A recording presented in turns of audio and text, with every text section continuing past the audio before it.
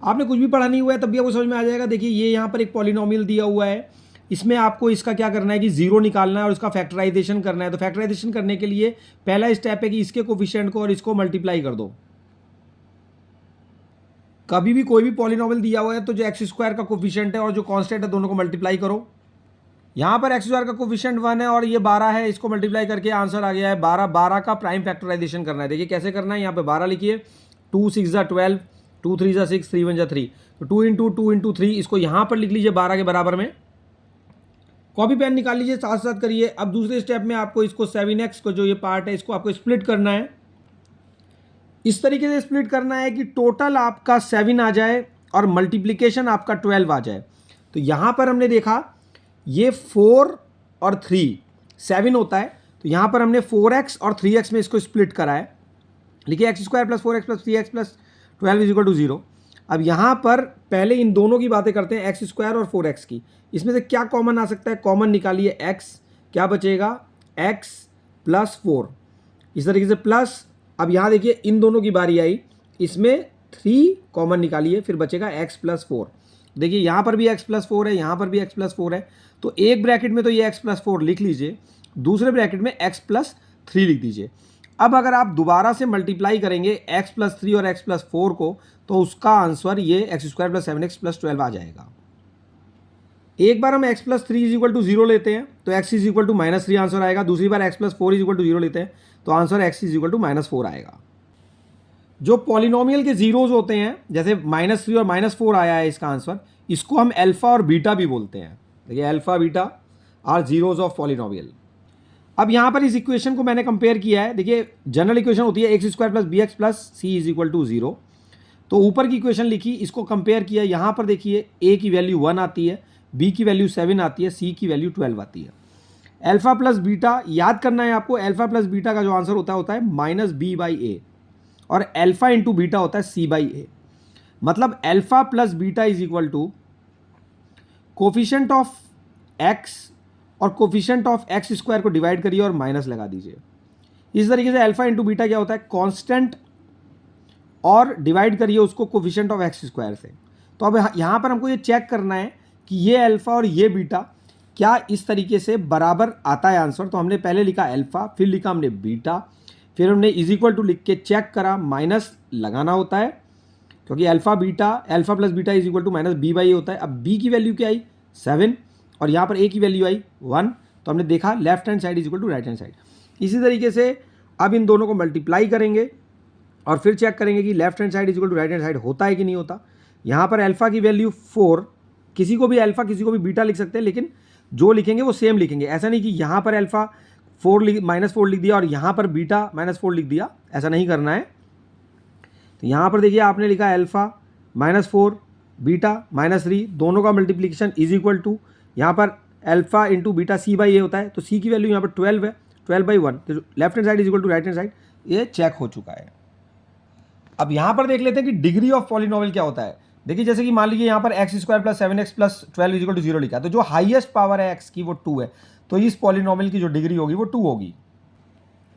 अब ये चेक करेंगे कि क्या ये पॉलिनोमियल है 4x की पावर 8 प्लस 6x की पावर 4 प्लस 2x³ माइनस 7, क्या ये पॉलिनोमियल है। पॉलिनोमियल की ये कंडीशन है कि जो हाईएस्ट पावर ऑफ x है उसको तो हम डिग्री कहेंगे, तो इसमें जो सबसे ज़्यादा पावर है x की वो 8 है, तो ये जो पॉलिनोमियल है इसकी डिग्री 8 होगी।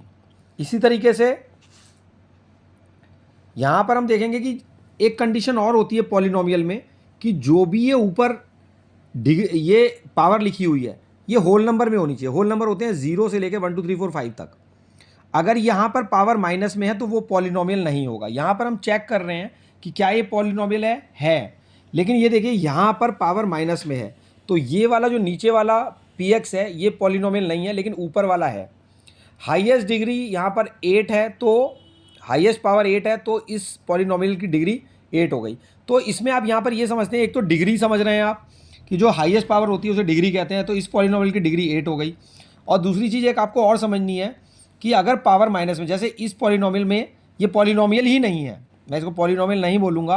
क्यों नहीं बोलूँगा, क्योंकि यहाँ पर पावर माइनस में आ गई है। अगर पावर माइनस में आ जाती है तो उसको हम पॉलिनोमियल नहीं कहेंगे। अब यहाँ पर पढ़ते हैं पॉइंट नंबर 1, पॉलिनोमियल में वेरिएबल की पावर होल नंबर होनी चाहिए। होल नंबर क्या होते हैं? 0 से लेकर 1 2 3 4 5 और आगे इन्फिनिटी तक। वेरिएबल की पावर माइनस में नहीं होनी चाहिए। अगर पावर माइनस में है तो इसका मतलब कि वो पॉलिनोमियल नहीं है। जैसे कि यहाँ पर पावर माइनस में है तो पॉलिनोमियल नहीं है। वेरिएबल की पावर 0 हो सकती है क्योंकि 0 एक होल नंबर है। क्योंकि 0 होल नंबर है, डिग्री ऑफ पॉलिनोमियल चेक करना है। अब आपको देखिए ये एक पॉलिनोमियल है। सबसे पहले हमने कैसे डिसाइड करा कि पॉलिनोमियल है? क्योंकि यहाँ पर वेरिएबल क्या है? x एक वेरिएबल है, इसकी पावर माइनस में नहीं है। अगर माइनस में नहीं है तो फिर हमने मान लिया कि ये एक पॉलिनोमियल है। ये भी देखिए +7 है, ये +9 है, ये +98 है। इसका मतलब ये पॉलिनोमियल है, कोई भी वेरिएबल की पावर माइनस में नहीं है। अब हम इस पॉलिनोमियल की डिग्री फाइंड करेंगे। इसकी डिग्री क्या है? जो हाईएस्ट पावर है, देखिए यहाँ पे पावर 7 है, यहाँ पर 9 है, यहाँ पे 98 है। इसका मतलब इस पॉलिनोमियल जो है ये इसकी डिग्री 98 है। अब यहाँ पर कुछ दिए हुए क्वेश्चन, उसमें हमें चेक करना है कि क्या वो पॉलिनोमियल है कि नहीं है। जैसे ये 4x/y क्या पॉलिनोमियल होगा या नहीं होगा। अब आपको इसको लिखना होगा, इसको ऊपर ही ले जाना होगा। तो यहाँ पे लिखेंगे 4x y की पावर -1, क्योंकि y की पावर -1 है, इसका मतलब ये पॉलिनोमियल नहीं है। देखिए, so it is not a polynomial as power of variable is not a whole number. Whole number होते हैं 0 1 2 3 4। अगर पावर यहाँ 0 होती तो हम इसको पॉलिनोमियल मान लेते। अब इसकी बात करते हैं 4a + 7, क्या ये पॉलिनोमियल है? हाँ है, क्योंकि a की पावर 1 है। ये वेरिएबल है, a b c d e f g कुछ भी है, सब वेरिएबल हैं। इधर देखिए 5x² + 4x की पावर -4, क्या ये पॉलिनोमियल है? यहाँ पर वेरिएबल की पावर होल नंबर नहीं है, माइनस में है, तो इसका मतलब ये पॉलिनोमियल नहीं है। अब इसको चेक करते हैं, 2√a - b की पावर 8, क्या ये पॉलिनोमियल है? अब हमने ये बताया कि वेरिएबल की जो पावर होती है वो हमेशा होल नंबर होती है, वो 0 1 2 3 4 हो सकती है। अब यहाँ हम √a को 1/2 भी लिखते हैं। जैसे कि मान लीजिए, अब समझ लेते हैं कि मान लीजिए √3 लिखा हुआ है, तो आप लिखेंगे इसको 3 की पावर 1/2।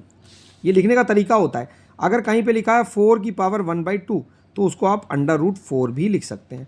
मान लीजिए लिखा हुआ है k की पावर 1/2 तो इसको आप √k भी लिख सकते हैं।